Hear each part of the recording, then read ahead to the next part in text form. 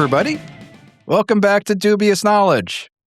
It's been a year and a half. Yeah, it's been almost a year and a half since you've heard the show. And sorry about that. No, things have been things. No, it's not just you. I went through chemotherapy in that time. So that's part of things being things, Jason. Yeah. You're my friend. I care about you. Your health matters to me. Yeah, so if you don't listen to 25 North and you missed out, so there's been some health things going on and we had to take a break. So, but we're back finally with episode 22. So our first one was Besmara, then we did the old Core 20, and now we go to pouring out for Gorham. Yeah, we do pour. We'll talk about that. We'll talk about pouring one out for Goro, and then who took his replacement is Arazni. So again, I'm Jason. With me today we have Cori as usual, and howdy, and for the first time since a long time, due to work schedules, we have Mike back. Yeah, hey, I'm back. It feels like I've been gone for over a year because things in life. Yeah, Excited. Welcome back, man. Thank you. I'm excited. Good to be back. But yeah, we're talking about Arazni today. So I just before we get into it, I want to put out two things. First one, we are going to put out a spoiler warning. We cannot talk about Arazni without spoiling the hell out of the Tyrant's Grasp adventure path. So if you have any inclination or any intention of playing Tyrant's Grasp, I would urge you to just go ahead and stop this episode and come back to it once you've finished playing it, because we can't talk about her without going into heavy spoilers for Tyrant's Grasp. And Corey's nodding. Yeah, you can't see me, but I'm absolutely nodding. It's impossible to talk about the current status of Arazni without talking about that adventure path. Second thing I wanted to bring up is I am going to put out a content warning. Talking about Arazni, we are going to be talking a lot about abuse in all its forms. Physical abuse, mental abuse, emotional abuse. So it's going to be some pretty heavy content. So just want to put that out there before we get into it too. So you have been warned. But yeah, Cori, do we want to just go through the quick mechanics and basics of Arazni as a deity? Yeah, so Arazni, the Unyielding, is the goddess of the abused, dignity, and unwilling undeath. She was a mortal adventurer in Arcadia who sought to improve her country. And then after her death as a mortal, she wound up in Nirvana and met back up with a person that she met during her mortal life who had ascended to godhood and agreed to become his herald. We'll talk more about that asshole later. Yes. And then she died as his herald, got kidnapped, brought back as a lich, and then things happened, and now she is a god of actual godlike proportions. Her edicts are to act with dignity, do whatever it takes to survive, and despise and never forgive those who hurt you. Which we'll get into about that part too. Her anathema is to create unwilling undead, or to insult Arazni. Again, we'll get into the reasons for that too. Like I said above, her areas of concern are the abused, dignity, and unwilling undeath. Back in the alignment days, her alignment was neutral evil at the start of the edition, because she again, was a lich at that point in time. Was a lich and had just become a goddess. It has been said by Luis Loza on the forums that had they continued with alignment in the remaster, her alignment would have shifted up on the scale from neutral evil to chaotic neutral. Makes sense. Mm-hmm. Of course, we have eliminated alignment, so we can just say it's complicated with her. Her followers before in the pre-master days were allowed to be chaotic good, lawful neutral, neutral, chaotic neutral, or neutral evil. A weird spread that you don't really see a lot of. Like, she didn't allow chaotic evil, she didn't allow lawful evil, but she did allow chaotic good. It was one of those unusual stat blocks that don't fit the normal Rubik's Cube of God stat blocks, and that's kind of interesting. Her domains are confidence, freedom, pain, and protection, with an alternate domain of sorrow. Her favored weapon is a rapier. Her sacred animal is a red fox. Crimson and gray are her colors. Her holy symbol is a winged rapier that looks kind of like a lotus flower. Mm-hmm.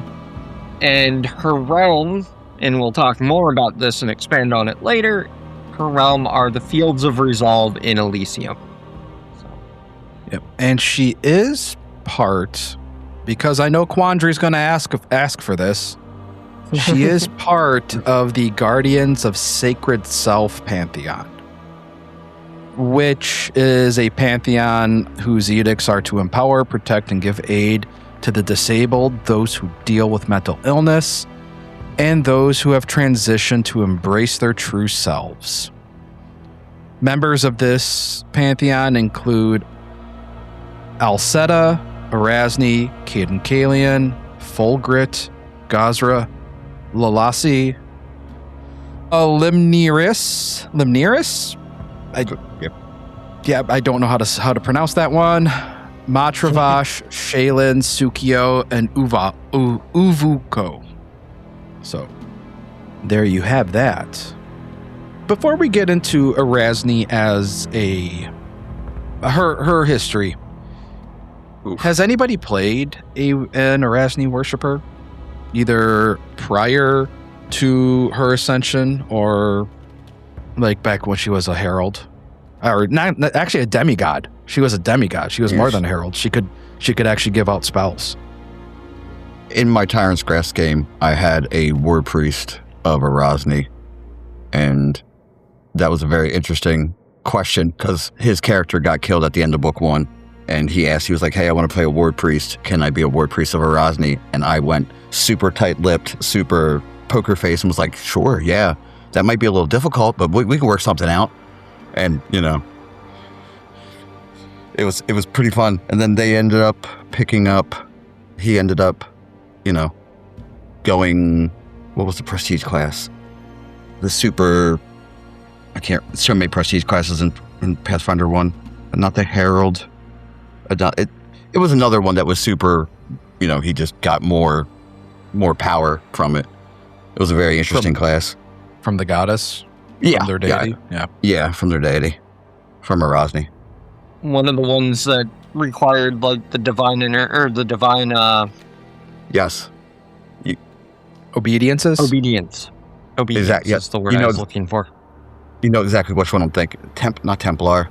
It's going to bother me all night. And then I'm going to say at the end of the episode, and everybody's going to be like, I was saying it the entire time.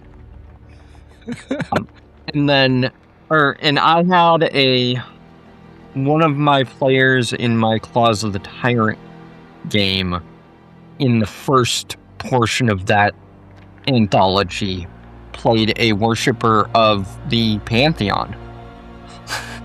Oh, the Guardians of the Sacred Self? Yeah. Oh, cool. That's very cool. Yeah, when I looked into this Pantheon, I love it. I think it's fantastic.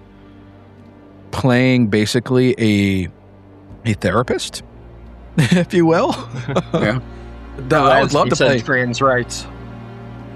Yeah, I would love to play a cleric that just is basically a therapist. Ooh, so how does that make you feel? All right. Yeah, I think, do we just start with her history? And we'll just go through that? Sure. Yeah, I think that's the best place to do it with her. Like, she's unusual among most of the Pathfinder gods because we have a lot more about her mortal life than we have about most of them. Right, exactly. I'd say Ayamede is probably close to what we have Arazni, but I think Arazni still has her beat. Yeah, because we don't know a whole lot about Ayamede, like, prior to the Shining Crusade, right? No. Well, she was 16 when she was in the Shining Crusade, so there wasn't a lot of her before that. Right, but she it's was like, a baby. but with Arazni, like, we know nearly her entire life. Like, so the one, here's the first thing. She's Arcadian.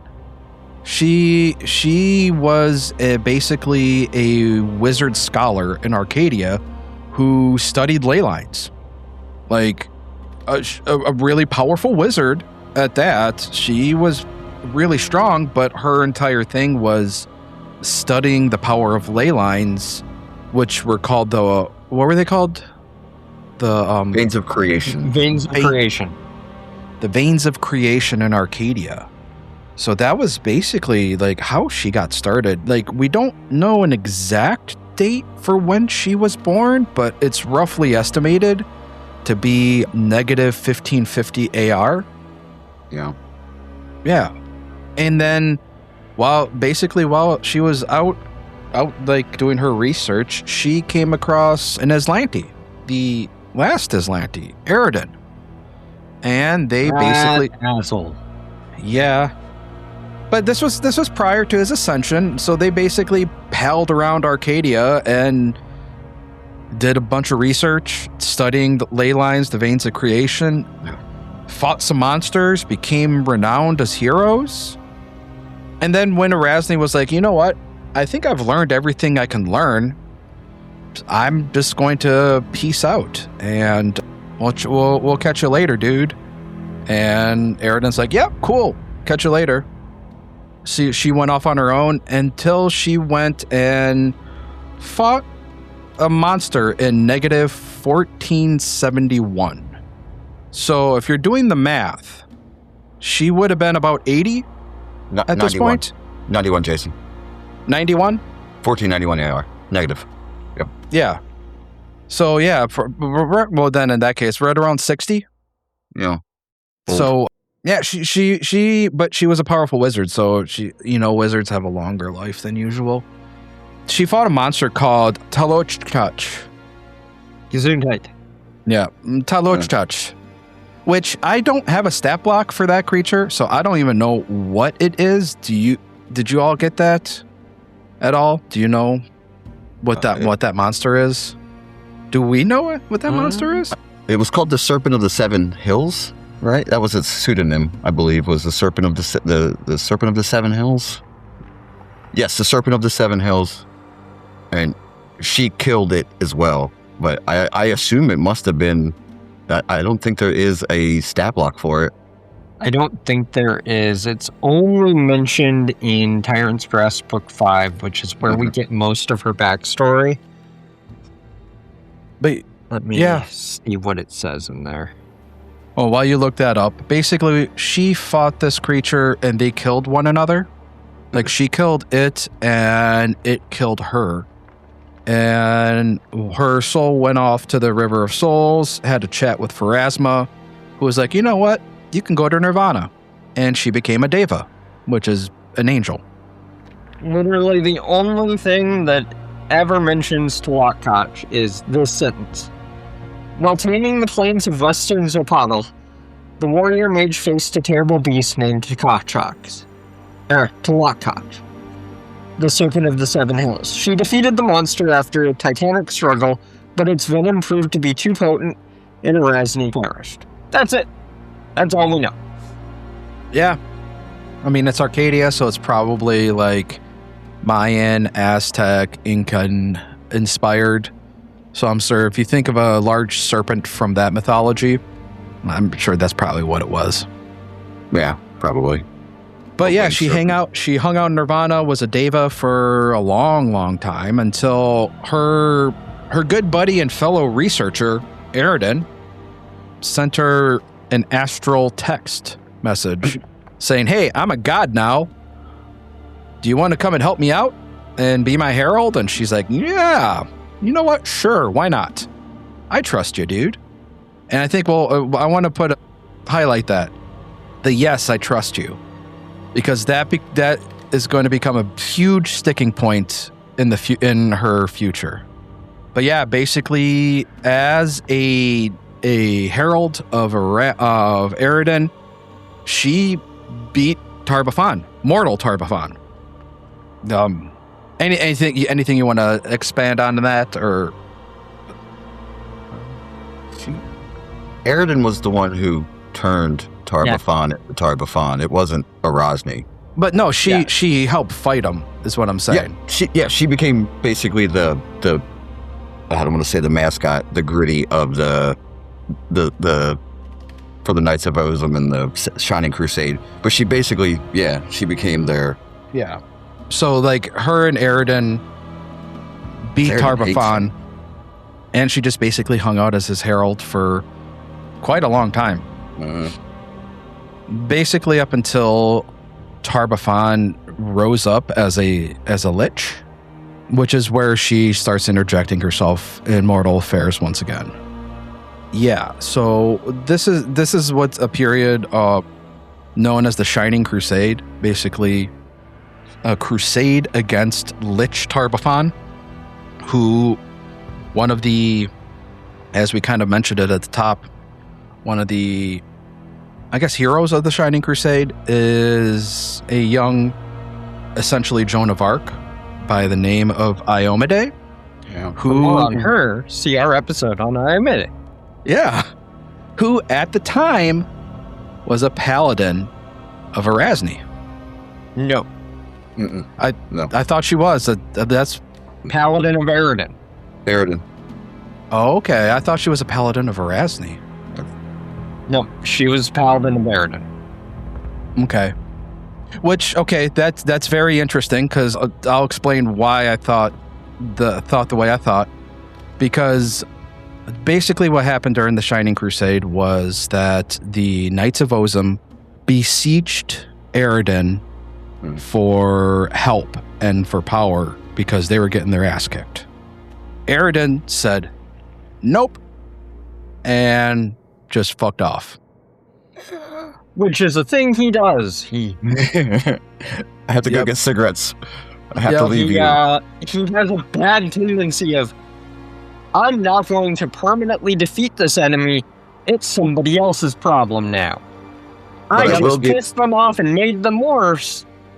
They're somebody else's problem. He did it with Tar-Baphon. He did it with Duskari. Yeah. Eridan fucking sucks. He did it with the episode. He did it with the Raid the Creation too. He did it with the tree. Yep. Yeah. Because just I hate him. So he's real bad. Yeah, so he basically fucked off. Yeah, like Mike said, just left to go get some cigarettes. It's like, nope. All right, peace out. I'll see you later. So the Knights of Ozum were like, okay, well, fuck, what are we going to do? We can't defeat him on our own. We need help from somebody powerful. So they went and besieged Arazni, Eridan's herald, for help. Arazni reluctantly said yes. And here's where shit starts going real bad for her. Because at this point in time, the Knights of Ozum did not trust the gods. You know, they besieged Eridan for help. He said, fuck off. No, I'm not interested. So in order to ensure that Arazni did not do the same thing to them, they basically captured her, bound her, and used her to basically power their crusade against Tar-Baphon. Which is a standard. So that's where I think that's where I got my confusion because Yeah. because Arazni was the one who was powering Iomedae and powering the crusade. I guess that's where my confusion lied. It's going to be a record, the repeating record of someone took advantage of her and bound her and forced her to do something that seems to be the crux of her creation as a deity. And I understand. It's having read everything I've read about her, and it's rough. It's going to get rougher. Yeah. It's going to get rougher. It's going to get way more rough. So this is where things start, where the seed of doubt gets planted in her. She reluctantly agreed, and then they basically bound her and was like, you are going to be forced to power our crusade. Well, I mean, and she did it. She went with it. She went with it, and well, ended poorly because she didn't have free will. Yep. So yeah, she went with it and was like, okay, fine, we'll go ahead and help you out.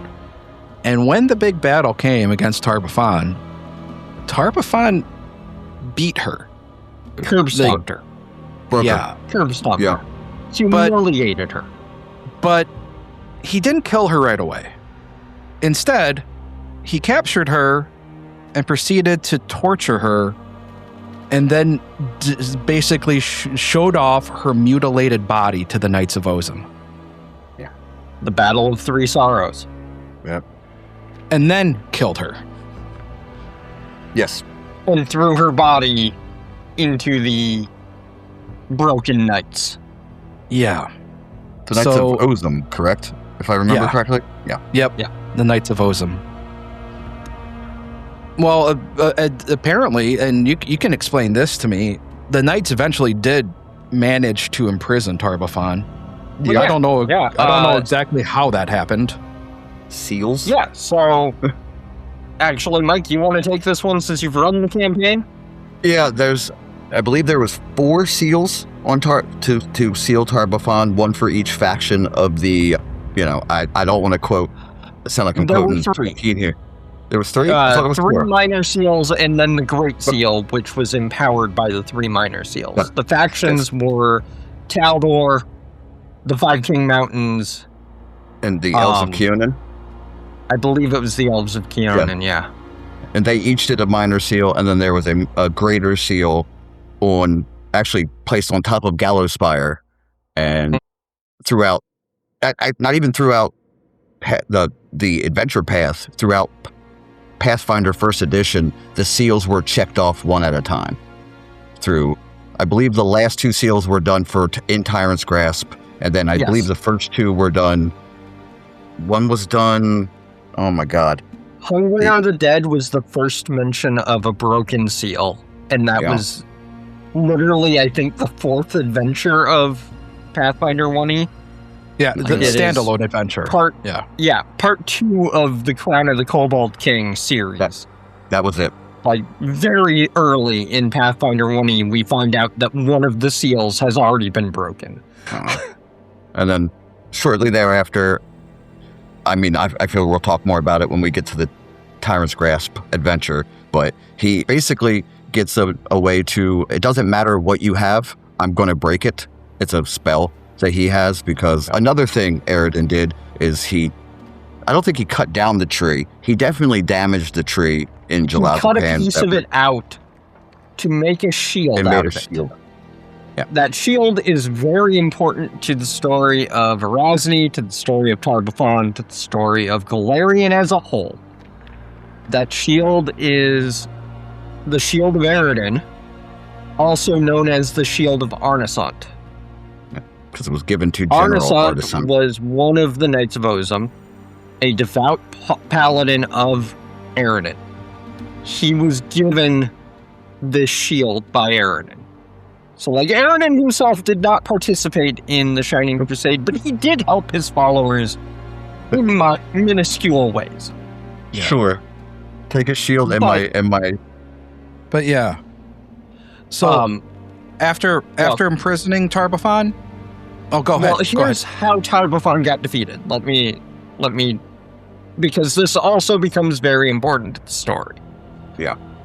Arnatot faced off against Tar-Baphon.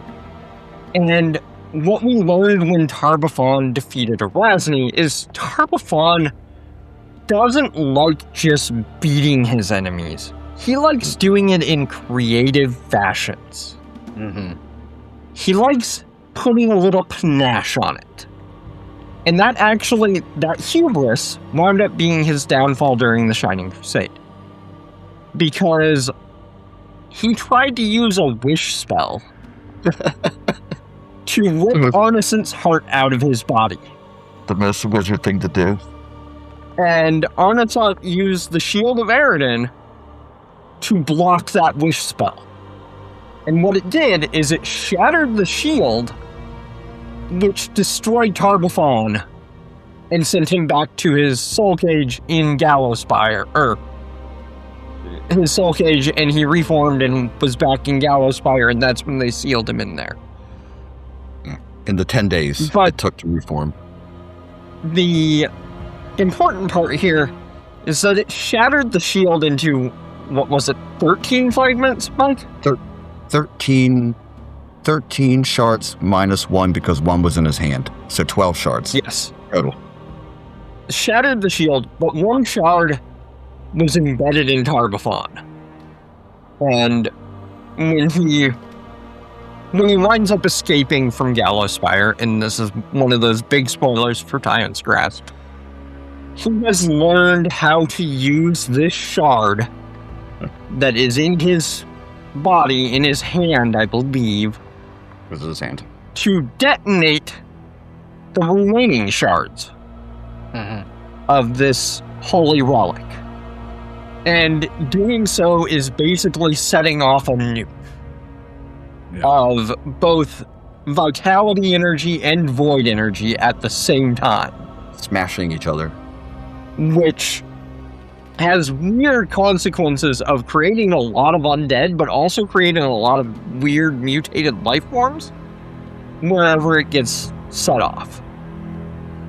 It is super destructive, and that's how he breaks the Great Seal in the end, is by having his minions bring one of the additional shards of the shield to Gallowspire, where he sets off this nuke and just destroys his fucking tower and the seal along with it, and leaves nothing but a smoking crater. Yeah.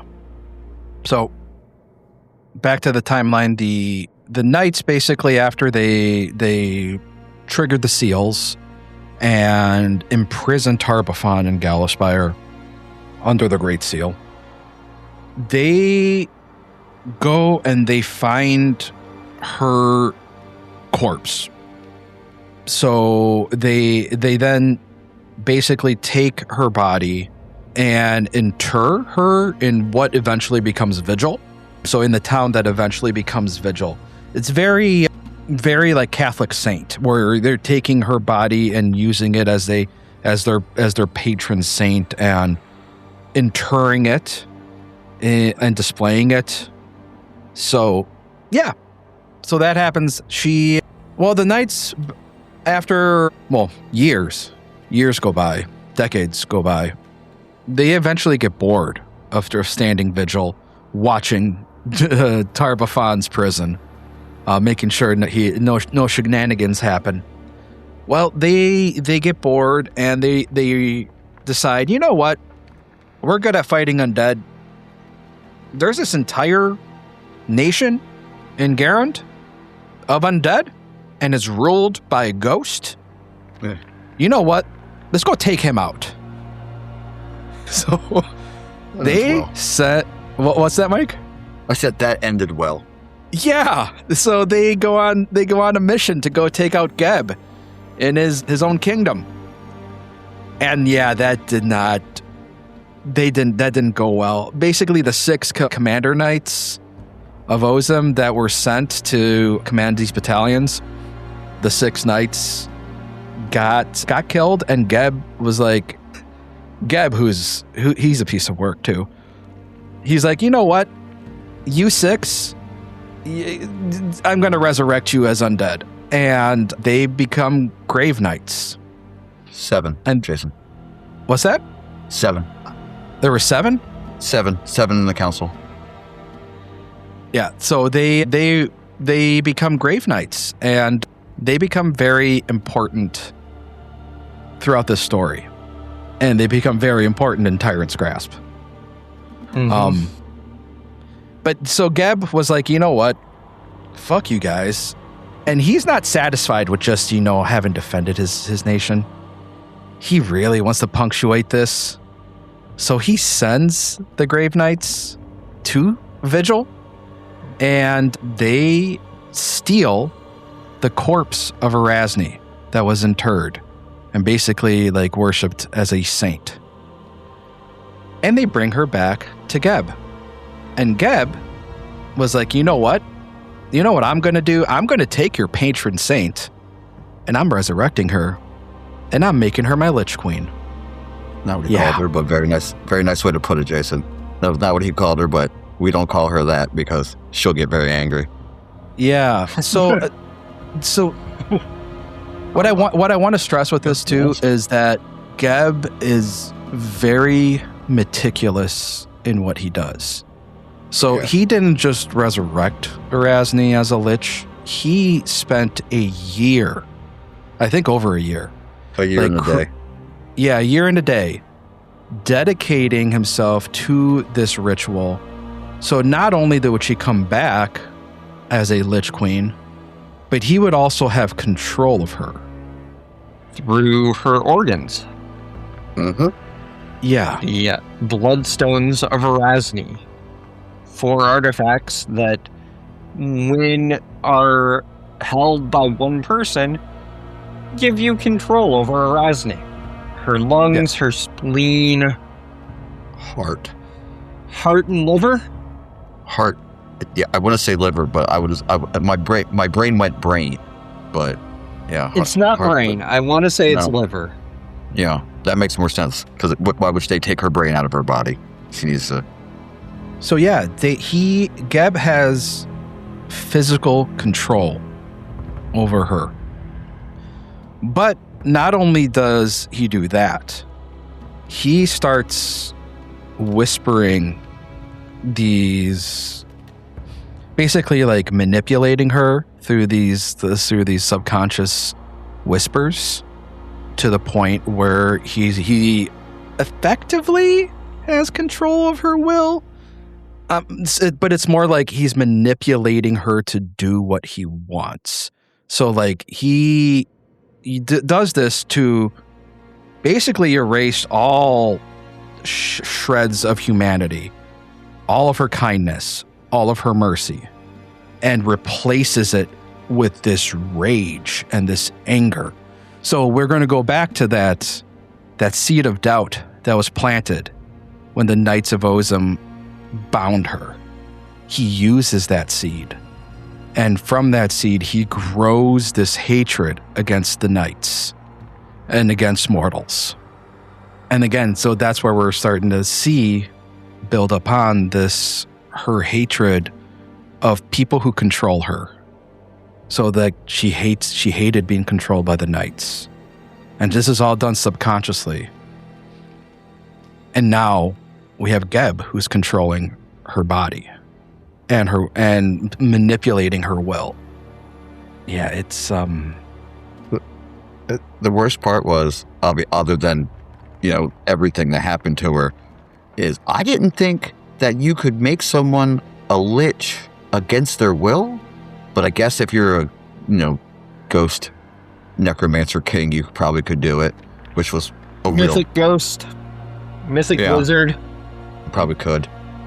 The fact that not just her being held captive and the brainwashing and the return, like she went to Nirvana. she went there before, she went there again after she died, so he brought her back. But the fact that she had faith in Aranon to come and save her and help her, he didn't show up at all. It's just the worst. Yeah, it reminds me of the Buffy episode where it's just like, I was in heaven and you ripped me out and put me in this hell. Yep. So yeah, Geb has control of her physical body and is manipulating her and brainwashing her. So he effectively has control of her will. But not only that, you remember those Grave Knights, the council? What were they called? The Council Libertine. The Council Libertine. Led by Seldig Bedfless. So the second biggest fuckboy of this episode. He really is. Yeah. Geb is like, hey, you know what? I'm gonna protect you. I'm gonna keep you protected. Here, take these Grave Knights as bodyguards. Oh, but no, they're not just bodyguards. They're basically spies for Geb. So like that, and he also knows her jailers. Yeah, they're jailers. Less bodyguards, more jailers. Yeah, so he basically knows what she's doing at any given moment because these dudes, these Grave Knights, are watching her. And this goes on for millennia. Yeah. And the entire time this is going on, I want to point out two things before we get into the actual plot of Tyrant's Grasp proper. The entire time this is happening, she has this tiny seed of hope in her that her buddy Aranon, who is now a god, will come and save her.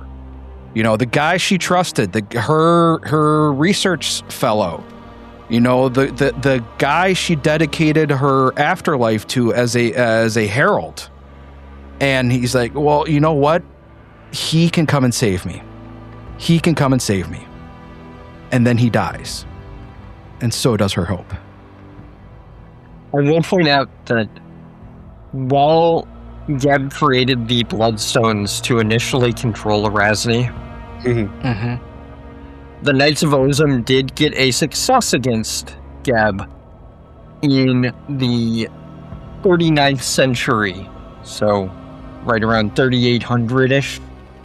Yeah, so that was 900 years ago. Yep. Ish, yeah. Yeah. When they somehow managed to steal the Bloodstones and secreted them away where nobody knows, well, where almost nobody knows. If you played Tyrant's Grasp, Red Tyrant's Grasp, played Claws of the Tyrant, Red Claws of the Tyrant, you know where some of these are.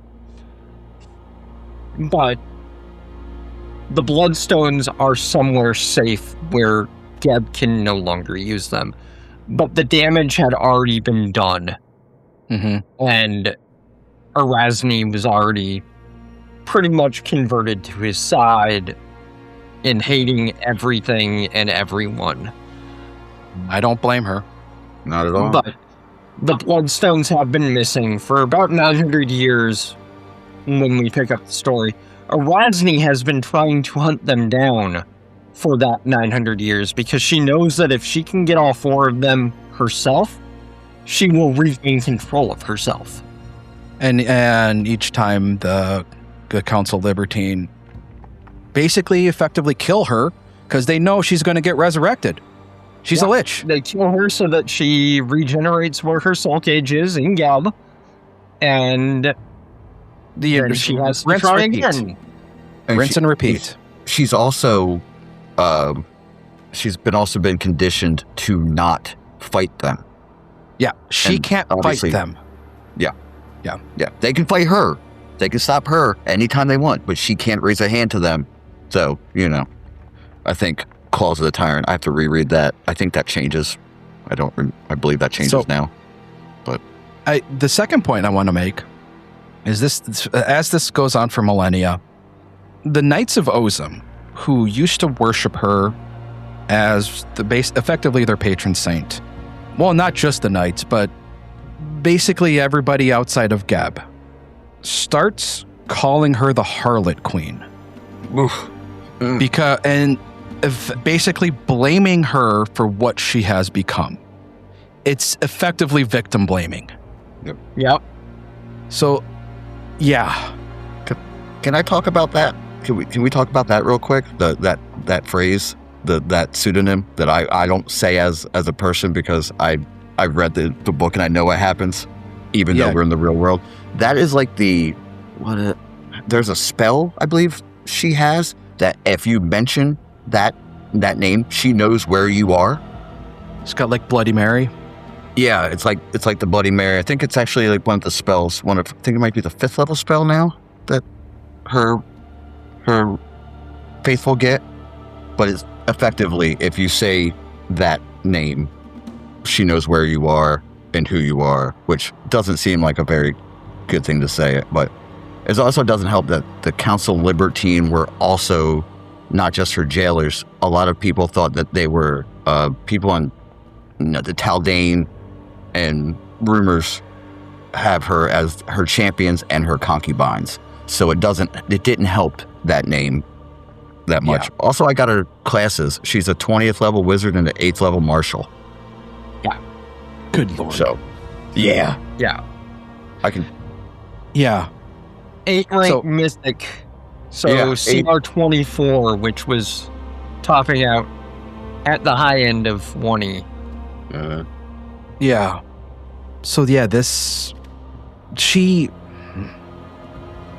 I can't help but my heart goes out to her for everything that's happened up to this point. It's just, yeah, it's tough. It's really, really tough because, yeah, she's basically her entire deific existence, her entire afterlife has been nothing but like betrayal and control and manipulation and abuse, and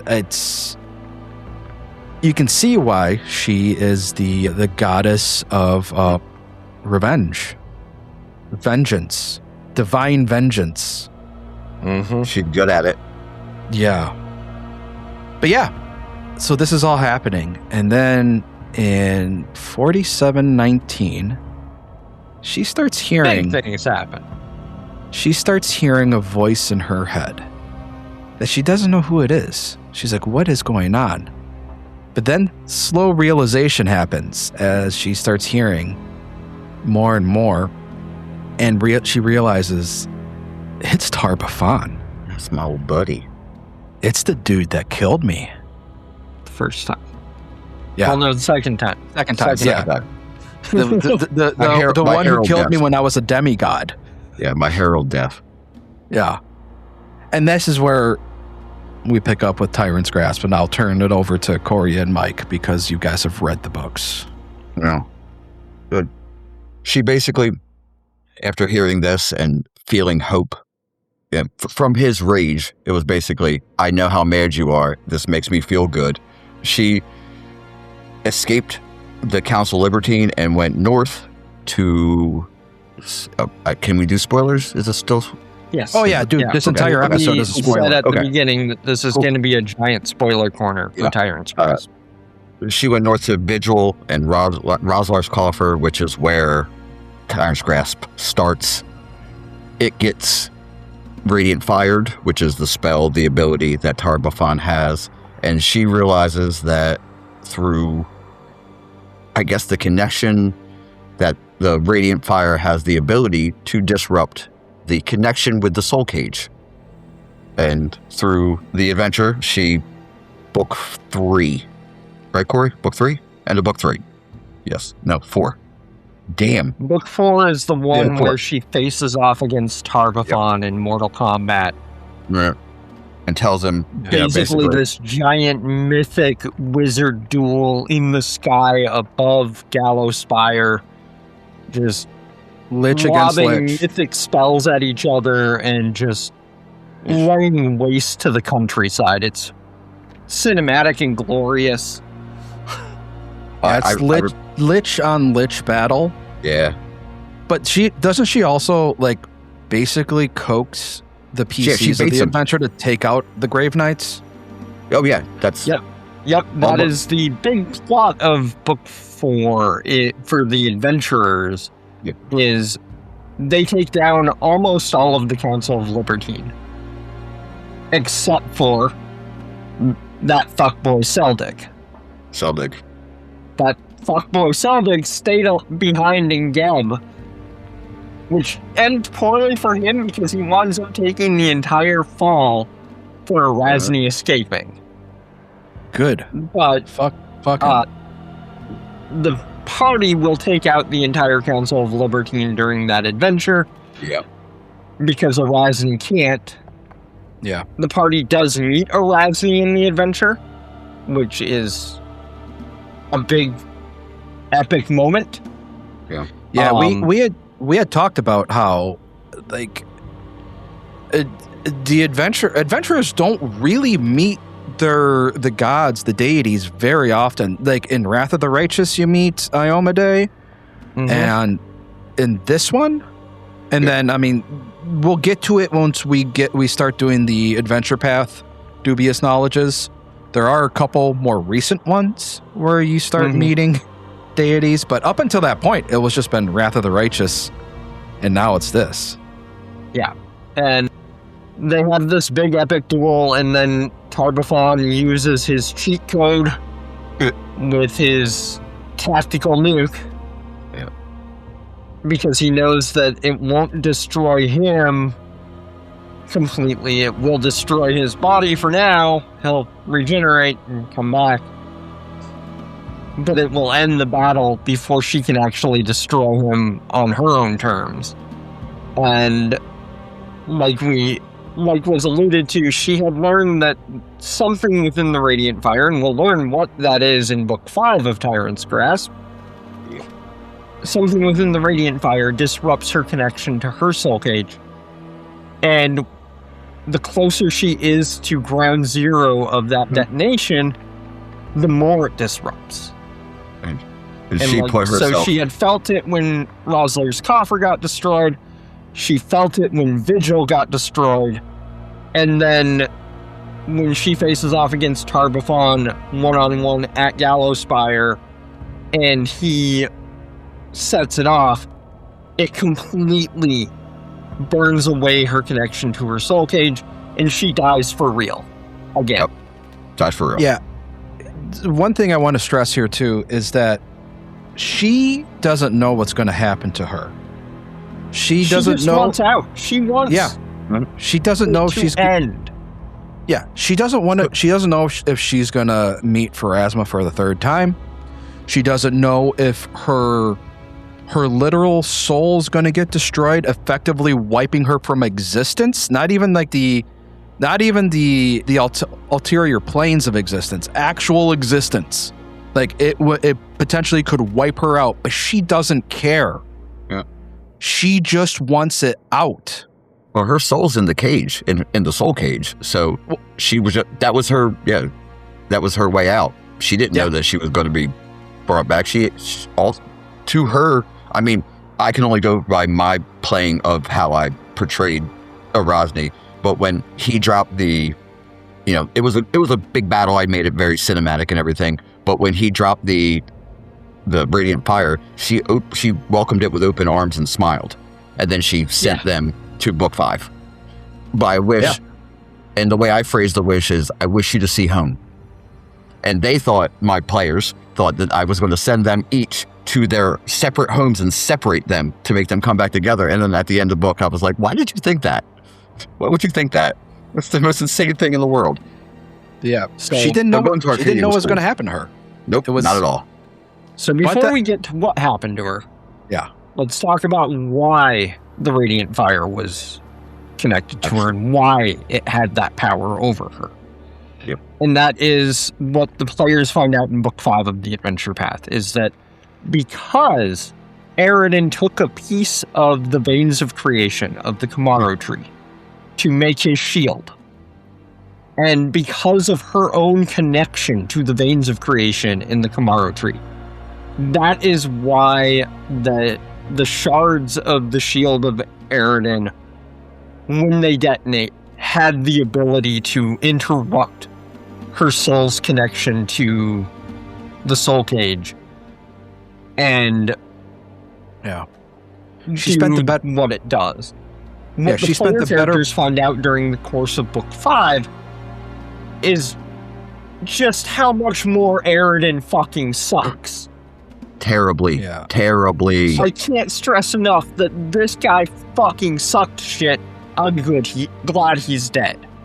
Jason. Yeah, she spent the better part of her mortal life, like, putting her all into this research on the veins of creation. So slowly her soul, like, she was connecting to it on a deep level. Well, yes. The veins of creation, the Kamaru tree, it is Aridin bound. I might be wrong. He bound himself to the veins of creation. Yeah. And the tree was. When he took the piece of the tree for his shield, he also left a piece of his own soul inside the tree so that he was always connected to the veins of creation.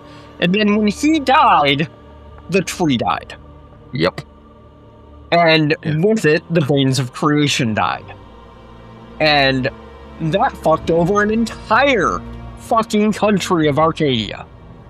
Continent. Because there was an entire country that used the veins of creation to power their civilization. And for the last 100 years, this community, this country, has been trying to figure out how to bring it back, how to get their life back. Yeah. And it's just... Yeah. It makes you so mad at Aridin. Yeah. Because you remember... You remember earlier when I said, she's like, hey, you know what? I've learned everything I can learn. I'm tapping out, buddy. I'll catch you later. And he's like, oh yeah, cool. I'll catch you later. She doesn't know that he did this. She doesn't know that he's doing what he's doing. Again, there's that trust, that abuse of trust. Well, not only did she shatter the trust with everything he did, but the fact that he did all the fuckboy shit, to quote Cori, in Jalatapan and in Arcadia. Like, it'd be effectively if someone walked into the power grid and was like, oh, this is mine now for us. Yeah, it's if I recently made a Photoshop of Aridin with Elon Musk's face. Fitting. Because somebody mentioned that Aridin is the god of I made this. The meme of I made this. You made this? I made this. Mm-hmm. And that's what Elon does, is I made this. So I'm like, nobody suits Aridin more than Elon Musk. And I made a pretty good Photoshop of Elonidin. I found a perfect picture of Elon that was in the same facial pose as the picture of Aridin I had, and it just works great. Nice.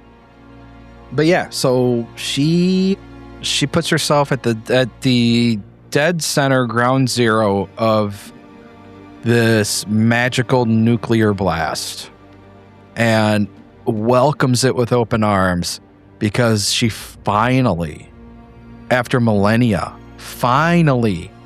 has a way out. And she was just hoping that it would destroy her and everything would end.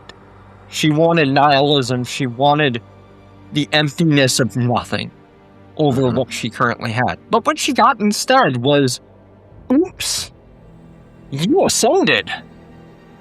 Yep. Whatever and it power... takes a little bit of time.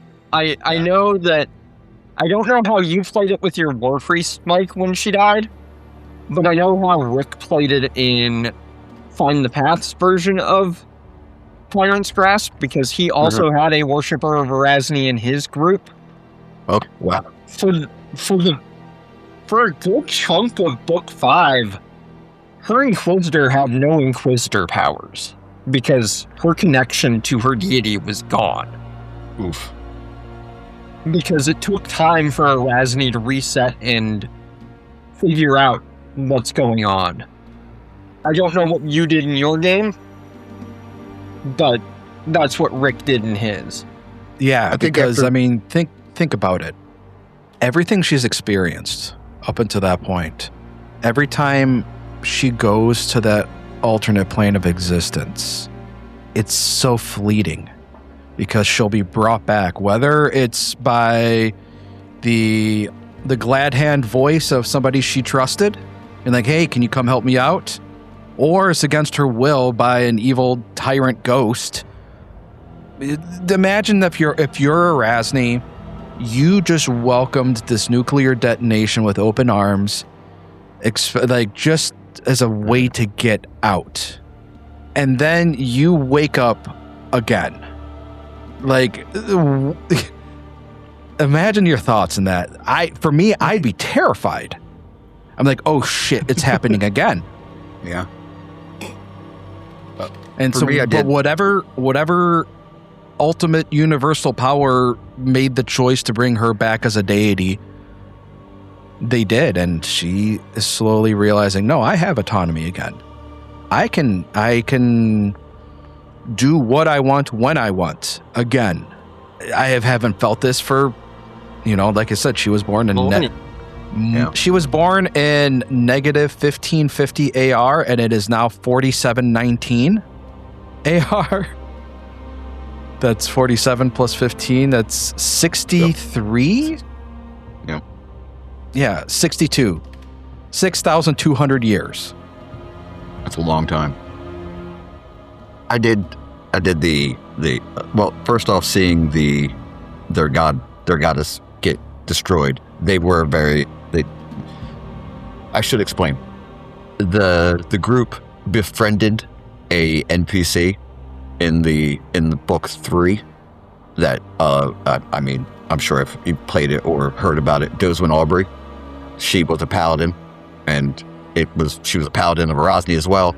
But inside story making it special because of the other thing. But yeah, it was interesting watching my player go through that because he kind of imposed it on himself. The I don't know if I can use my power, because he was a war priest, so he was a fighter, but his powers were weird. The way I helped that along, other than severely crippling them, when they started getting closer to the Kamaru tree, they started feeling, because Arazni walked the path, she's walked that land, that helped them keep, and their faith in her had the little bit of energy left to fuel their abilities and their magic and all that. But again, when she came back, everything was fine. Also, it was funny who helped select, I don't want to say select Arazni to become a deity, but it was an Asoi, a bird with really? a mask. Yep. Yavali was their name, I guess, because a bird. I don't know if Nasoi have take pronouns. I just say they now. I think Yavali has she/her pronouns. I know Yavali is also known as the author of Divine Mysteries. That's right. Oh, that tracks. Okay. Which would make sense why she was so important in that. But we all know after Big G caught the forever nap as well, that's what kind of gave her the, I don't want to say the portfolio, because that's a very old D&D term. I don't want to use that. I don't want to be that guy. I don't want to boss baby it. But, I think... Areas of concern is the Paizoism. Thank you. Areas of concern. She kind of just stepped in. But yeah, now she rose as a god, which is good, which is very, very interesting, because her trust in humanity and in mortals, like I said, it's been shattered. Yeah. So, and one of the interesting things about Arazni as a deity, as a full deity, is that she spends a lot more time walking Golarion than most deities do. She spends a lot of time here and actually interacts with this plane of existence on a level that most deities kind of shun. Like, they will support their followers, and they will aid their followers, and they will give their followers powers. She doesn't really like having followers Exactly. to begin with at the beginning of her divinity because of her trust issues. But that's also something that we see change over the course of the 7 years of Pathfinder 2nd Edition now. Yeah. Since her ascension in 4719. In the 7 years that have passed, she's actually grown immensely in that respect of learning to trust again and learning to actually have hope and faith again. Yeah. And I think a big part of that is some of her followers. Yeah, I want There are to... some that she still eschews a little bit. She doesn't really like followers in Geb, Right. for obvious reasons. A lot of those followers still try to refer to her as their queen. She doesn't like that. Yeah. But she can't really break them following her. They're just more of a heretical following than a devout following at this point. But the place where she sees the biggest swing of her ambitions, her goals, her character changes is with, ironically, the group that rose from the ashes of the Knights of Ozum, who she hated because of what they did to her. Yep. She hated the Knights of Ozum. She really spent most of 1E and a portion of 2E not trusting or liking Iomide because of her connection to the Knights of Ozum. And because of a little bit of jealousy of how easy it was for Iomide to become a god and to do the things she did. But the Knights of Last Wall is an interesting group because it sprung from the ashes of the Knights of Ozum, which were effectively destroyed when Vigil fell. When Tarbathon in Book 3 of Tyrant's Grasp nuked the capital city of the country that was meant to keep him from coming back. He destroyed Vigil, effectively ended the Knights of Ozum as an order, ended Lastwall as a country, and sent those faithful and worshippers and knights to the Seven Winds. And some of those knights regrouped and have reformed under the banner of the Knights of Lastwall.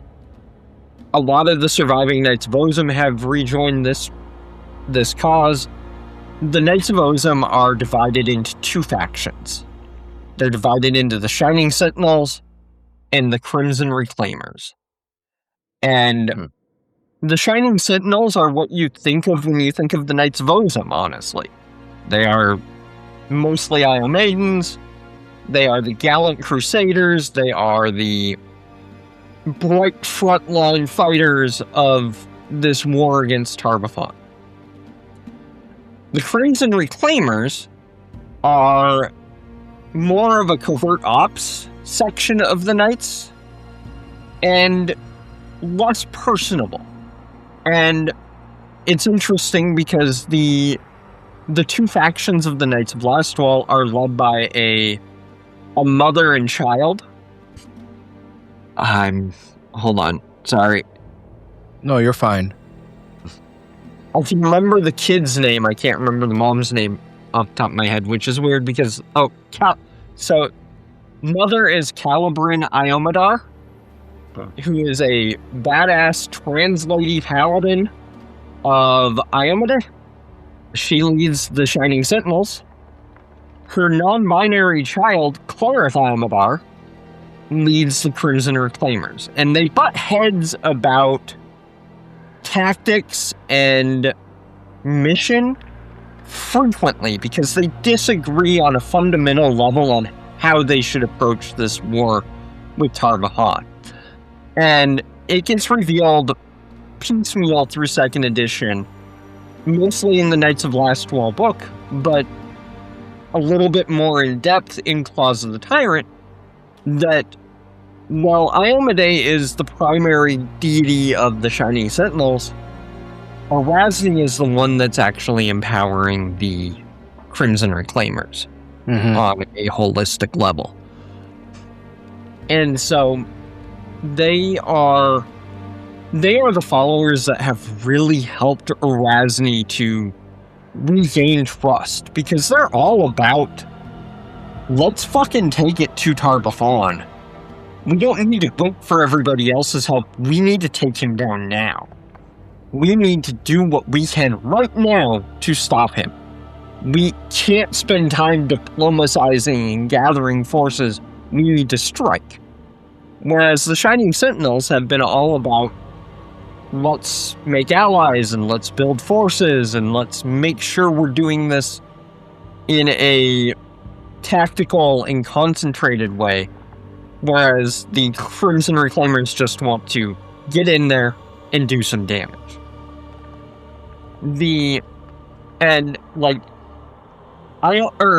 Arazni doesn't really have a holy text at the moment.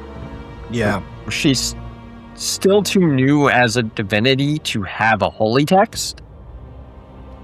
But what she does have is the Crimson Oath, which is an oath that the Crimson Reclaimers swear when they join that faction of the Knights of Last Wall. And the Crimson Oath is pretty short because it's an oath that is just recited by these knights. So it's something that we can basically read the entirety of her current holy text right now. It is, "We swear with voices cold as death, while yet we stand and yet draw breath. We shall not let the dead endear, nor let them taint our land's verdure. We shall not falter, shall not rout, but cut them down and burn them out. We swear on vigil's shattered walls. Our crimson oath, the tyrant falls." That's awesome. Her holy text is, fuck Tar-Baphon. Yeah. That's basically it. Yeah.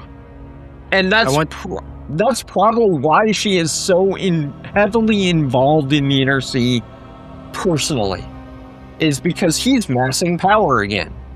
The heroes don't kill him at the end of Tyrant's Grasp. Spoiler.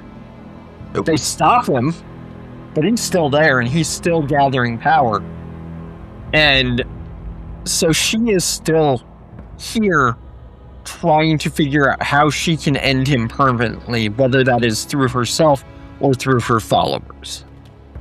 Yeah, and oh, go ahead, Mike. I was going to say they don't kill him at the end of the AP because he's a lich and they don't know where his soul cage is, but they do take away his radiant fire because he can't use it anymore. Yes. And spoiler to end this, obviously this whole thing is a spoiler. The reason it's called Tyrant's Grasp is they describe him trying to the last battle, obviously you fight Tar-Baphon, and at the end he tries to drop radiant fire because that's his go-to. It works for him. It's worked every other time. However, the players have a piece of the shard inside of their hearts, and it resonates and reverberates and shatters. It basically causes a feedback loop, and it describes him plunging his hand on fire into the ground to try to put it out before he erupts. And that part, his hand is still a part in the Deadlands. It's called the Tyrant's Grasp. It's like a place you could visit not if you really want. Not the Deadlands, not the Gravelands. It's outside of Absalom, because that's what he was trying to do when the heroes stop him, is he was trying to get to the Starstone to become a divinity. There's a section of the outskirts of Absalom that is now known as the Tyrant's Grasp. Yes. Sorry, I thought it was the Gravelands. I know that's where all the dead, that's where Galluspire used to be. That's where the gardens of Galluspire are and all that. But yes, right outside of Absalom, because he was going to drop radiant fire on the Starstone. And that's a way to get into it. You gotta use a different way to get into it. But tacking on to what Cori was saying about Arazni being really new, a really new deity that's only existed for about 7 years now.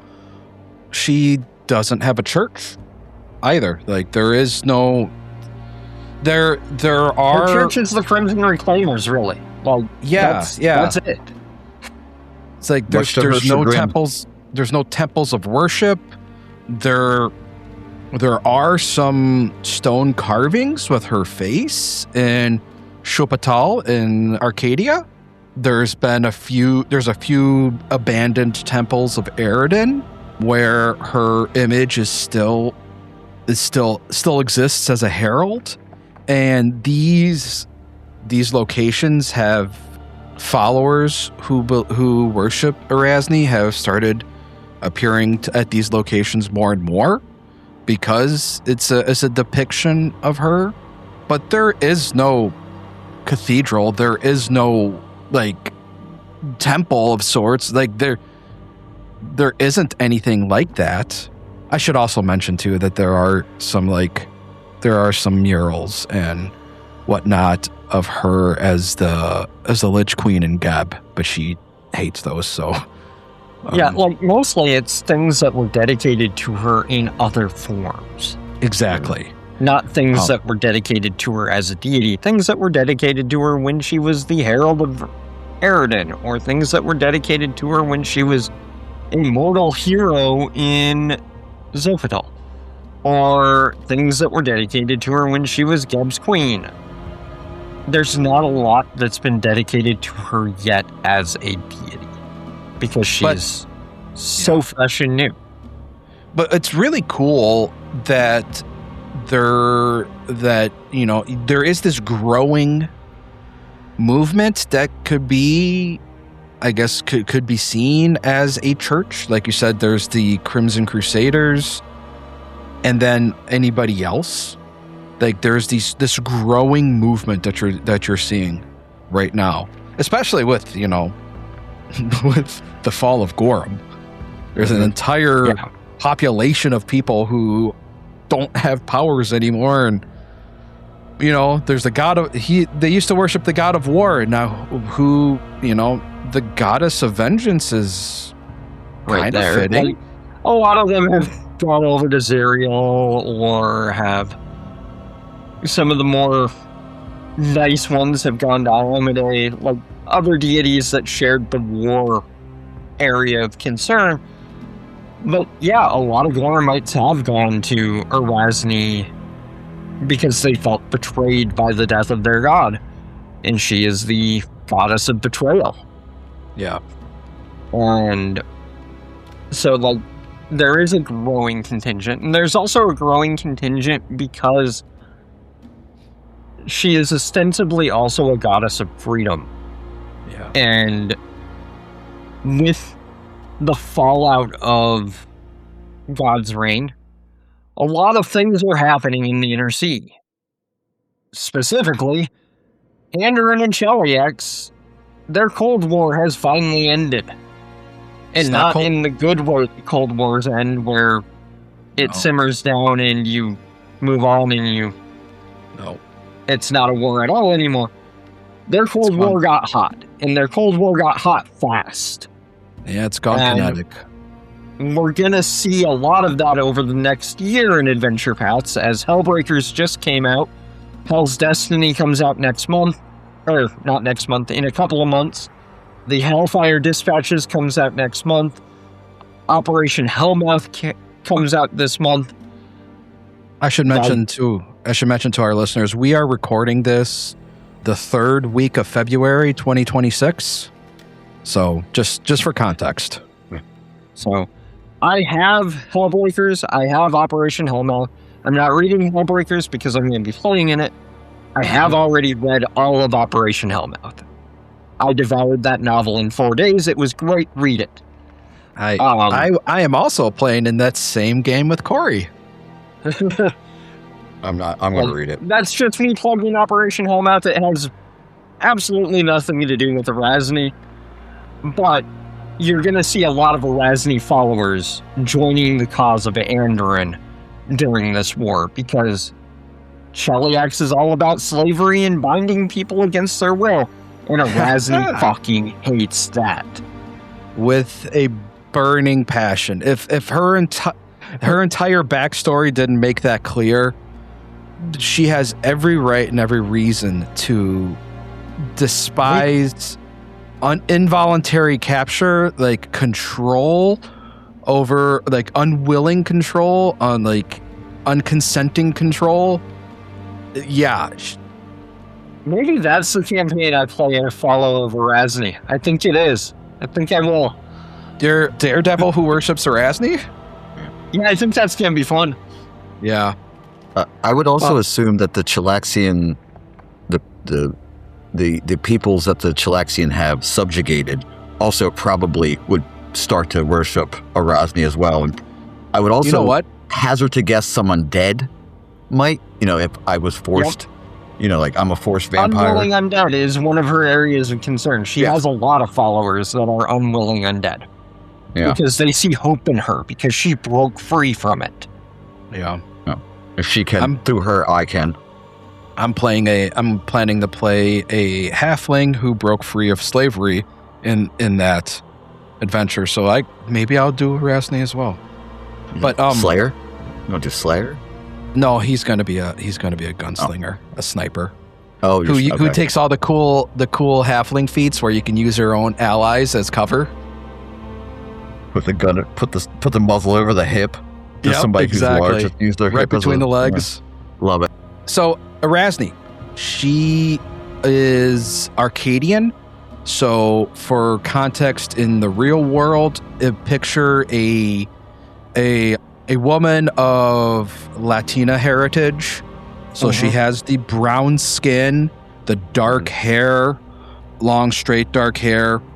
She does when she, like Cori mentioned, she makes her presence known on Golarion quite a bit.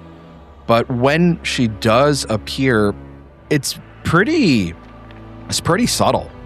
She doesn't she's not making a big thing of it. There's no pomp and circumstance. She doesn't wear a lot of jewelry. She doesn't wear a lot of... She wears a hooded cloak. She wanders around the countryside in a hooded cloak. And a green cloak. Features, just a green cloak. If you didn't know to look for her, you wouldn't know. Very earth tones in the colors that she wears, browns and greens. The only pop of color that appears on her is a red sash, going back to the Red Queen, the Crimson Reclaimers, that red sash, and she has a streak of purple in her hair. And sometimes it's more than a streak. It just depends on which artist is drawing her at the time. Yeah, that's a callback to when she was lit as her lich form. Yeah, her lich form had, she was very obvious. It was a way different look. If you look at her art from her being human, lich, goddess. Oh yeah, you're just like, oh, okay, that was her My Chemical Romance stage. Gotcha.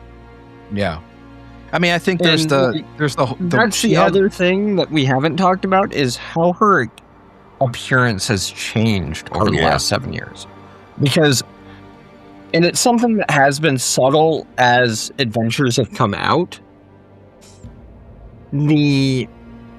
As she has moved further and further away from her time as a lich, she has become more and more alive again. If you look at she's had art in a few books now in 2E. She had art in Gods and Magic, and in that, she basically looked exactly like she did in Tyrant's Grasp. Pale, deathly pale skin, dark purple hair. All of her hair is purple. Red eyes, black lips, looks dead. Yeah. And then in Knights of Lastwall, she has art because she is the patron saint of the the patron god of the Crimson Reclaimers. And in that, her skin is more of a jaundicey yellow. And her hair is entirely lilac. So not the deep purple that it was, but still all purple. Mhm. And then in Divine Mysteries? Mysteries, Yeah. she got new art again. And that's when you actually see her start to... Oh, yeah. Her skin tone is more of a light brown. Her hair is mostly black with one streak of purple. As the years go by and as she becomes more acclimated to her deification, she's becoming more like she was in life. So maybe in 10 years, she won't even have that streak of purple anymore. Yeah. Because the art of her as the Lich is the most strikingly different of all of the others. Yeah. I can put that in a cruise chat. Yeah, that. Oh my God, that is the greatest picture, Cori. That is so good. I dropped it in our chat because you can actually see where they removed her this scar for the removal of the organs, and she's on point, which is something someone recently pointed out to me. The fact that her feet are bound on point like a ballerina. Yeah. She has the lilac petal wings on her back. It looks like. No, that's part of her collar. It's like a queen's collar, like a ruff. Yeah. But I think that's where you get the lilac petals on the rapier holy symbol. The lotus petals, yeah. The lotus petals. That's what I meant, not lilac. And then, so, like Jason said, she doesn't really have centers of worship or holy houses or anything like that for us to discuss. But she does have a couple of holidays. Yep. Her holidays are Ascension Day, which is not necessarily her actual Ascension Day, because that varies based on when your campaign got to that point of Tyrant's Grasp, and they don't want to make a set date canon there. So instead, what Arazni does is that on the anniversary of her coronation as the Queen of Geb, which is Abadeus 11. It used to be a Gebite state feasting holiday. She has reclaimed that day as her Ascension Day. So now she has her followers celebrate her ascension to godhood instead of associating that day with the terrible memories of this is when Geb controlled me. It's also nobody really knows the day she became a god, because it didn't happen instantly. Immediately. It happened over a long period of her absence. So she might not even know. Yeah. The other one is Morningfall, which is the 20th of Farast, and it is the day that she fell at the Battle of Three Sorrows to the Whispering Tyrant. So it's a solemn day, honestly more worshipped by the Church of Iomedae than the Church of Arazni, but there are Araznians who do worship on that day, praying to their goddess and using it as a sign of self-determination and survival. That's a good segue, because her relationship with Iomedae is very fraught. Fraught at best. Yeah, so we it's can go into better, but it's still not good. Yeah, I mean, and to Iomedae's, to giving her a point here, she does feel a lot of remorse and responsibility for what happened to Arazni. She knows the treatment that the Knights of Ozum that happened to her under the Knights of Ozum, so she does feel remorseful and sorry for that. But yeah, like we said, what's Iomedae's edict? To never forgive those who have hurt you?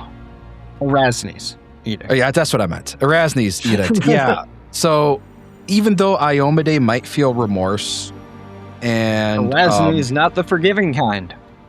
yeah, but like this is again going to the point where she is a new deity, and slowly she is growing.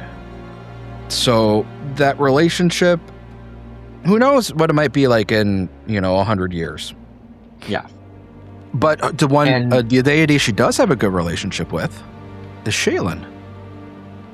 A lot of that is because, and we'll get to that in a second, is what Shaylin gifted to Arazni. So, we'll get back to that in a second, because as you can imagine, the deity to whom she despises the most. Say it with me, everybody.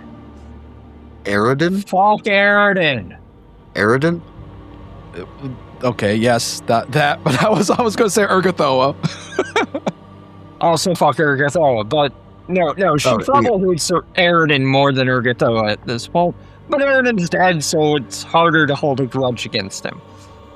Yeah, where unlike Urgathoa, who is the goddess of undeath, you can imagine the influence that Urgathoa had in Geb, the things that were done to Arazni in Urgathoa's name. Mm-hmm. Yeah, that hatred for Urgathoa might rival Pharasma's. Oh yeah. Yeah. Other than that, I guess like she's kind of cool with Callistria. I mean, they kind of have overlapping areas of concern. She's kind of cool with Cade and Kalian because, again, that whole freedom thing. I think she might be cool with some of the Arcadian deities, who I'm not super familiar with. So, yeah, probably very familiar with them. Like, hey, I know you. I used to worship you. Yeah, we went to the same school. Yeah. But yeah, tell us that gift that Shaylin gave Arazni, Cori. Caught me off guard there, Jason. No. I was going to talk about the realm in Elysium that Shaylin gave to That's Arazni. why Arazni is in Elysium, even though at the start of the edition she was far removed from a deity that would normally live in Elysium. It's a gift from Shaylin to help her rediscover her sense of herself, and truly it's working. It's helping her to move forward and reclaim what she has lost.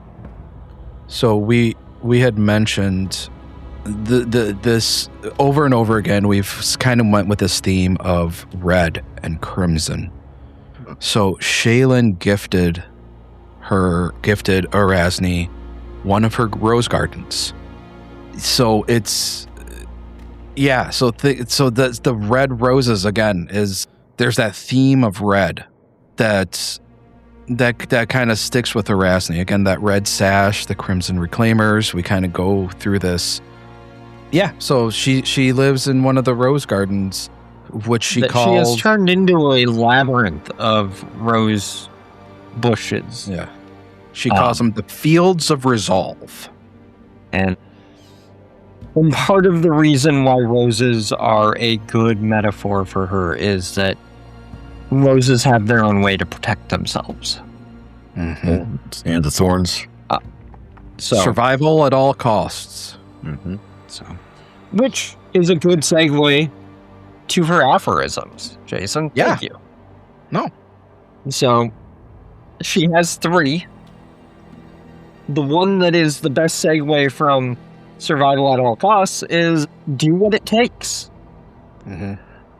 Surviving is her single highest virtue, and it can take many forms and can withstand many challenges, but chief among them is never giving up, and that's something that she has held close to her throughout her history, because she never gave up on escaping, never gave up on becoming whole again. Hold the line is an aphorism that is often shouted by crusaders. Pretty self-explanatory. Yeah, and it's taken on a little bit deeper of a meaning.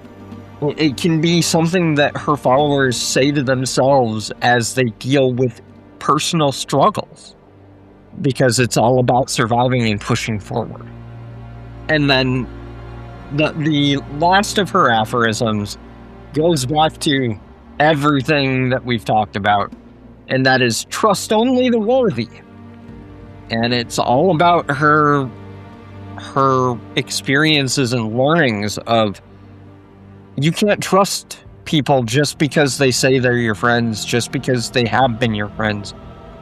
Only trust the people that are worthy of that gift. Yeah. Yeah, she again, the whole And thing about trust. truly, the only person you can truly trust is yourself. And that's the person you have to trust most. She doesn't have a paladin code or champion code quite yet. Nope. But they're liberators. The tenants for champions tend to be liberators. Yeah. Justice is one. Can be you. I don't think Grandeur would fit, but she's not really. No, Grandeur. probably not. Definitely not Tyrant. Oh God, no. No, I don't we don't think know what any happens of the to tyrants. She does have one planar ally at this point. Again, she doesn't really like followers, so she hasn't amassed a whole grouping of divine followers like other gods have. But also, she's also very new as a deity, so she doesn't have a lot of extremely powerful beings that have followed her yet. The one that she does have is Promise of the Unyielding, who's a winged figure in ivory armor and a cracked helmet. They're the closest thing that Arazni has to a herald. But again, Arazni prefers to handle things that a herald would normally handle on her own. She doesn't send her herald to talk to PCs. She just goes and talks to them. She doesn't send a herald to go fight PCs. If you piss her off enough, she's just gonna come fight you. Yeah. R.I.P. It's very Thanos. I got to do it myself. 100%. Yeah, that's a good way to put it, Jason. What the Promise of the Unyielding does is kind of the opposite of what a normal herald does. Like, the normal herald is dealing with all of a deity's things on the mortal coil, fighting her battles, doing all that. Promise of the Unyielding is basically doing all of her paperwork, all of her god paperwork, while she's fucking off on the mortal world. And it's great. It's the inverse of the normal relationship, and that's fantastic. And she hasn't even formally labeled it her herald, so it's technically not a herald quite yet, even. No, but it might as well be. And it might have been somebody else's herald is the other thing. Might have been Iomedes. Because in Wrath of the Righteous, Iomedes' former herald, the Hand of the Inheritor, is stolen by Baphomet and corrupted.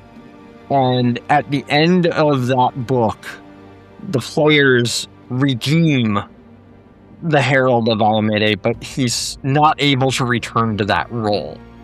And so people speculate that the blackened wings and the cracked helmet signify that this is the former Herald of Iomedes that she has sent to help Arazni in a subtle gift of, hey, peace offering? Yeah.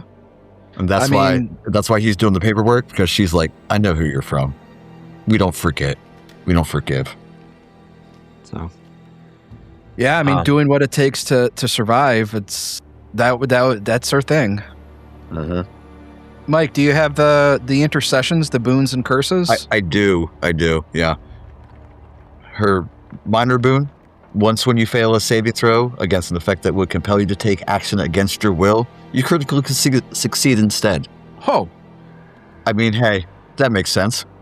She typically grants this boon for, good actions or egregious violations such as if one of her champions was to have, what is it? Confused? No. What's the one that makes you attack your friends now? It's your favorite spell, That's Jason. confusion or domination or control or any of the other myriad, right? Yeah. That makes sense.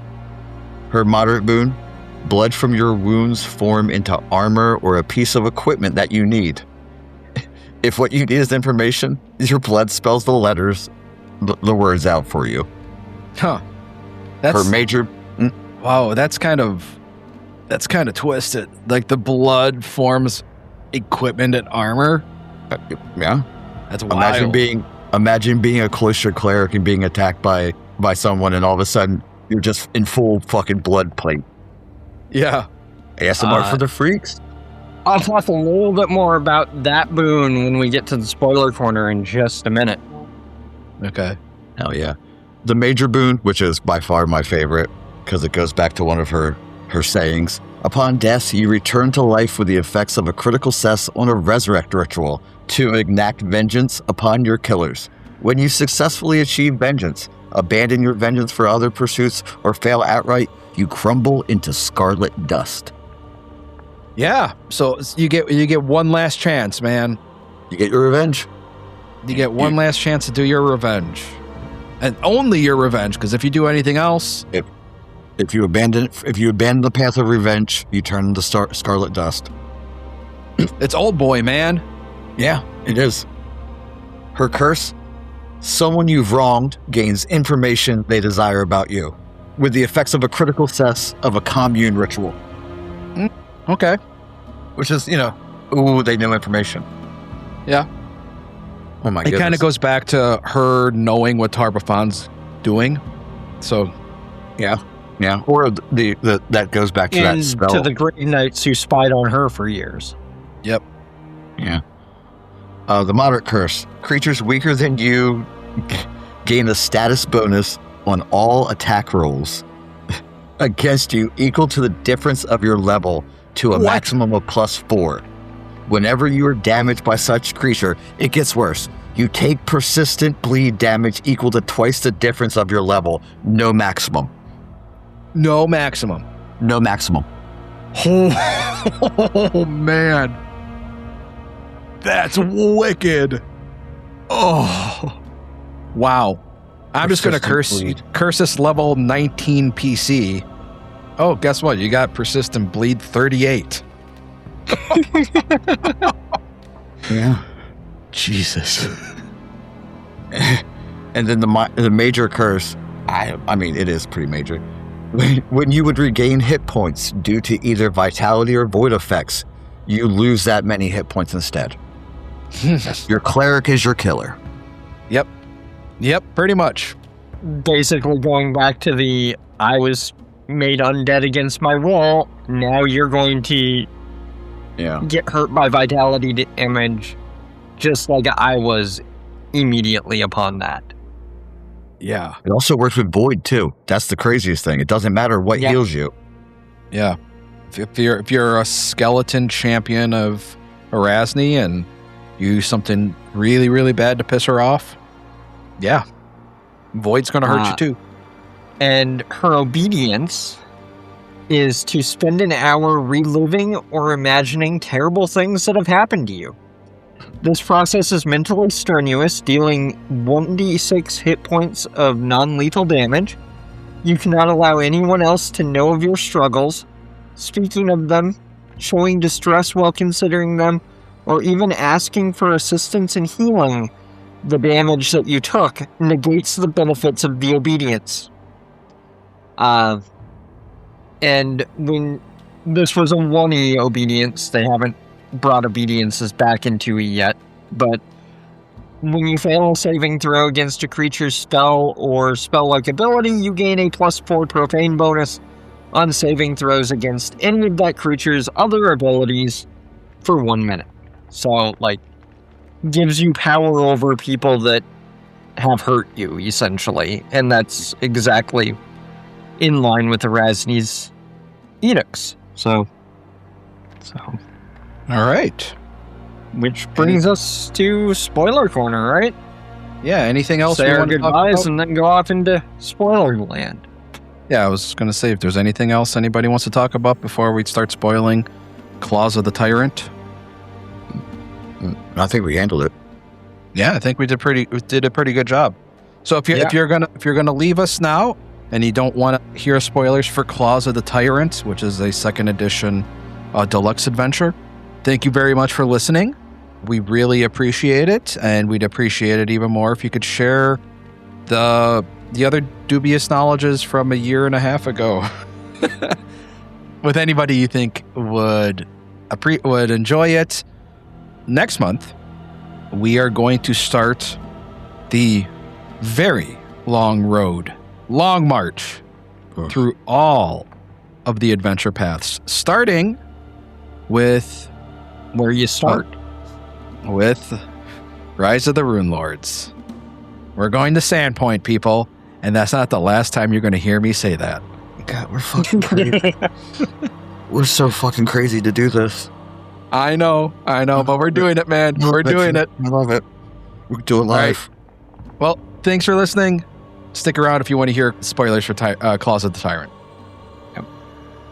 All right. So, Claws of the Tyrant is all about Arazni. Like the whole adventure. Everything about it. So, for those of you that don't know what Claws of the Tyrant is, like Jason said, it's a second edition deluxe adventure. However, unlike most of the adventures that have been published in second edition, it is an anthology. It is 3 separate adventures that all tie back together. But they are at vastly different levels, they are vastly different themes, and you will be playing vastly different characters in each section.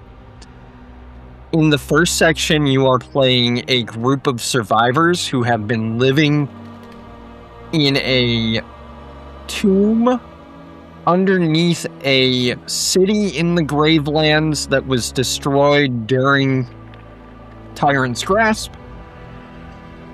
You've been living down there for 6 years, living off of a cleric's create food and water spell every day for 6 years. Oh my god. Just living off of gruel. The adventure starts when that cleric dies suddenly, gets attacked by a ghoul and dies and immediately becomes a ghoul because of necromantic energies that suffuse the area. You find out that that cleric had been part of an order known as the Crimson Keepers. Those are not the same as the Crimson Reclaimers. The Crimson Keepers are a sect of Iomede's church that have been guarding the Bloodstones of Arazni for 900 years. Oh, they're not. Okay. So you find out that your cleric that you've been in this tomb with for 6 years was one of the Crimson Keepers and actually had the lungs of Arazni Bloodstone Holy with you shit. this entire time. Wow. And this adventure is survival horror of your party realizing you no longer have a way to eat and drink. You need to get the hell out of this tomb and find yourselves a way to safety. So you get out and you make your way towards the nearest living city, which is several days travel away. It's survival horror. You need to try to survive. All the while, you are also guarding this relic. You are first level characters guarding an artifact of immense power. You eventually bring it to the city of Volumus, which is one of the few remaining cities in the Gravelands.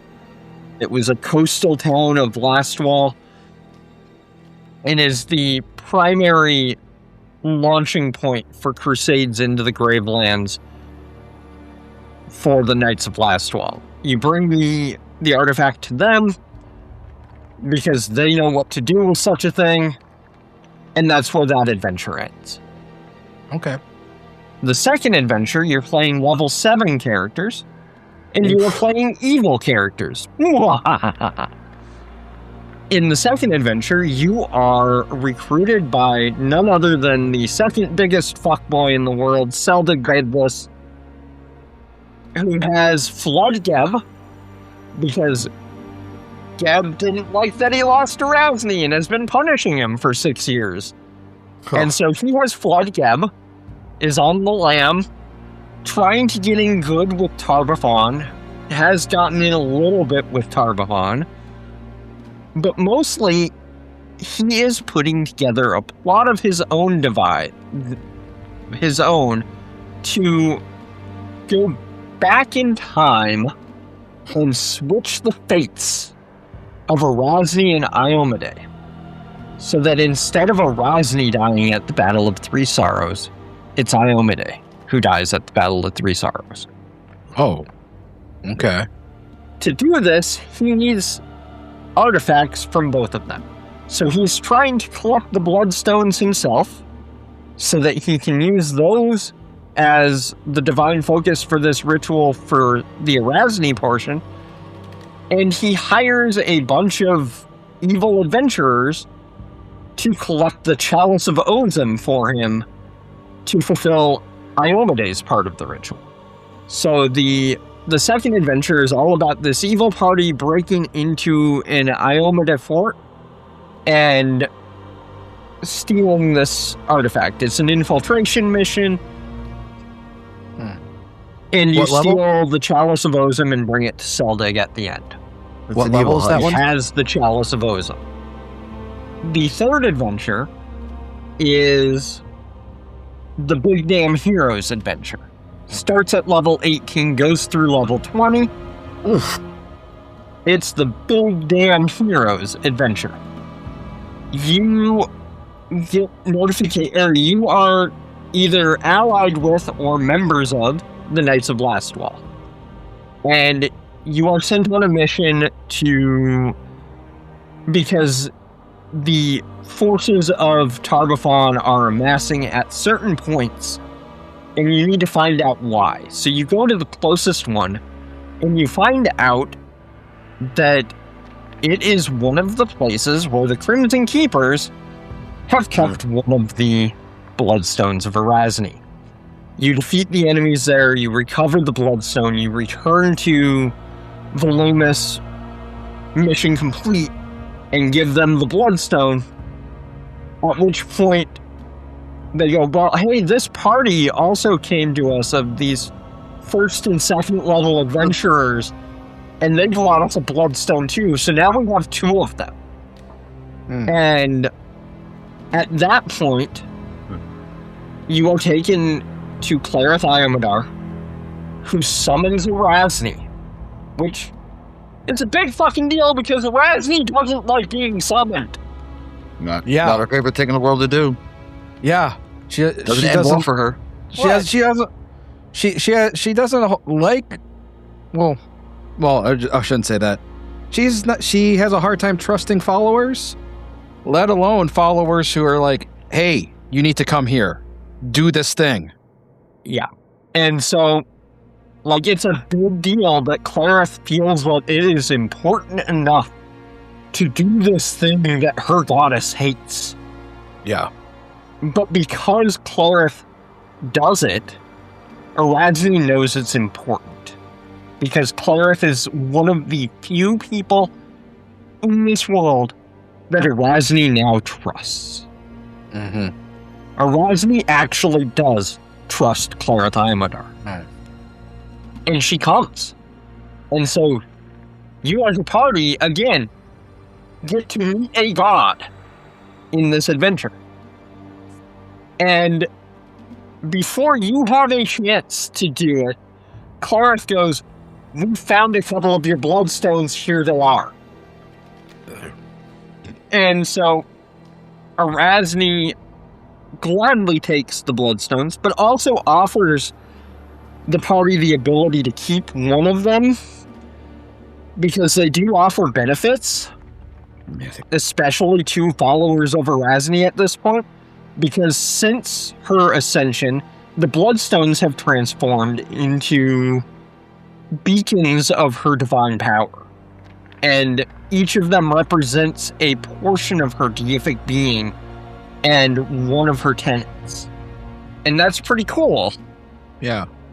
But, like, theoretically, your party gives Arazni her bloodstones because they do still have the power, if you get all 4 of them together, to control an actual deity. Yeah. Which is big fucking deal. Yeah. So, that, and then you get sent to the other 2 places that the forces of Tarbophone have been amassing, because you're kind of, it kind of clues you in of, oh, the other bloodstones are probably there. One is a cattle ranch that has been storing a bloodstone of Arazni for 900 years. And this one broke one of my players because it's just sitting at the bottom of a wall at this cattle ranch. It has been sitting at the bottom of a wall in this cattle ranch for 900 years. And not only is this family of cattle ranchers guarding this big goddamn deal holy relic, but they're being paid to do it. In that they, for 900 years, they were the exclusive horse providers for the Knights of Ozil. Get the fuck out. And that broke the brain of one of my players. Hi, Andy. And then the other one is at a castle in the Gravelands that has actually been reclaimed by the Burning Sun orcs. And it's laid siege to, and you deal with that. And then the adventure ends after you gather the Bloodstones. Seldig is not, like, if you happen to not successfully gather one of the 4, Seldig does get it. And that gives him more power for his ritual. But if he doesn't get it, he still tries to do the ritual. He still thinks he can do it, because he's got his own connection to Arazni to provide some power to this ritual. So the last section of the last adventure is you going to Castle Hammerlock, which plays a big part in Tyrant's Grasp. Mm-hmm. You're going back to Castle Hammerlock, which is where Seldig has set his base of operations up, and you finally take that motherfucker down for good. Good. In Hammerrock, I have to ask, is the Norn in Hammerrock still? Yeah. It's what that okay. That strangely enough, the Norn in Hammerrock was one of the just the random encounters that my party loved. They were just like, wait, we don't have to fight this? And I'm like, you don't have to fight anything. If you don't want to, you could talk. And then they just ended up befriending the Norn and promising. They took the hammer. You get treasure and stuff. They got a hammer that was it a bow hammer? Used to be like that. It used to be a bow, but now you just swear promises to it, and the more promises you fulfill, the stronger it gets. Yeah. That's all. Yeah, I remember that one from Rick's playthrough of Tyrant's Grasp. But, yeah, no, the Norn is still there. There's art of her. I think you actually have to fight her this time. That probably, she's probably pissed off. Yeah, she's not real happy with her predicament. But, yeah, so that's how Claws of the Tyrant helps to move Arazni's story forward even more, and shows you how far she has come in the 7 years that have passed since Tyrant's Grasp. Like, she now trusts somebody enough that she's willing to come when summoned. When summoned, which, if you'd have tried that 7 years ago, you probably would have gotten smited immediately. Like, yeah, that's cool. That's really cool. Claws of the Tyrant has been a blast. We are midway through the 3rd part at this point. They are in the middle of defending the cattle ranch. Just random cattle ranchers. What the fuck are cowboys doing for an artifact? It broke my players so much. He looks so pissed. Or They're they not look so good. pissed. They're not good at this. They're not good at protecting artifacts. Just give it to a bunch of... Crimson Keepers have been terrible at their job. It's a fucking miracle that it took 900 years for shit to go down. Gee, Well, my jeepers. Well, and the Crimson Keepers and the group of Io Maidens that are guarding the Chalice of Ozum in Part 2, like, they leave the notes on how their alarm system works in the alarm ballroom. Okay, It's so just a note telling you, this many bells means this. Ring it 4 times to sound the all clear. Yep. they just leave the password written on a piece of paper. Oh my god. Yeah, it's They're so like bad leaving at your this. password on. Exactly. It's like leaving your password on a post-it underneath your Yep. keyboard. So, All right, but and that's all I've got. all right. Well, if you made it this far, thanks for listening. This 2-hour episode. It's a good one, though. It's been a good one. Yeah. So, all right, And thanks we'll see you everybody. next time for Rise of the Rune Lords. See you in Sandpoint. Yeah. Yay, same point. I hear there's a great festival that happens. Nothing bad ever happens at festivals, right?